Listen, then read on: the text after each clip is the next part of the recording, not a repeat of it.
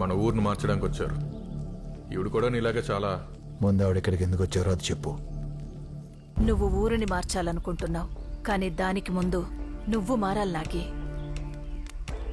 మార్పు ఎప్పుడు మనతోనే మొదలవుతుంది. నువ్వు చేయాలనుకునే పనిని సక్రమమైన మార్గంలో నేను చేస్తాను. నువ్వు పెట్టాలనుకున్న ఫ్యాక్టరీ నేను పెడతాను. పోలీసులకు లొంగిపో.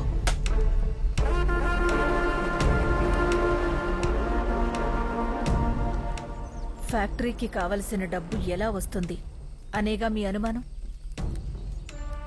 కావలసిన డబ్బుని చందాల రూపంలో నేను సేకరిస్తాను. చందాల రూపంలో డబ్బు వస్తుందేమో, కానీ ఫ్యాక్టరీకి అనుమతి రాదు. ఎల్లమంద రానివ్వడు, అడుగడుగున అడ్డుపడుతూనే ఉంటాడు. ఎలా మంది అడ్డుపడితే అమ్మ పెద్ద పెద్ద వాళ్ళందరినీ కలిసి మన సమస్య చెప్తుంది. నువ్వెక్కడికి వెళ్తావురా? మనుషుల్లో కూడా చోట్లేదు ఎవరు మనల్ని. ఊర్లో కోడి కుక్క మేక అంతా మనము అంతే.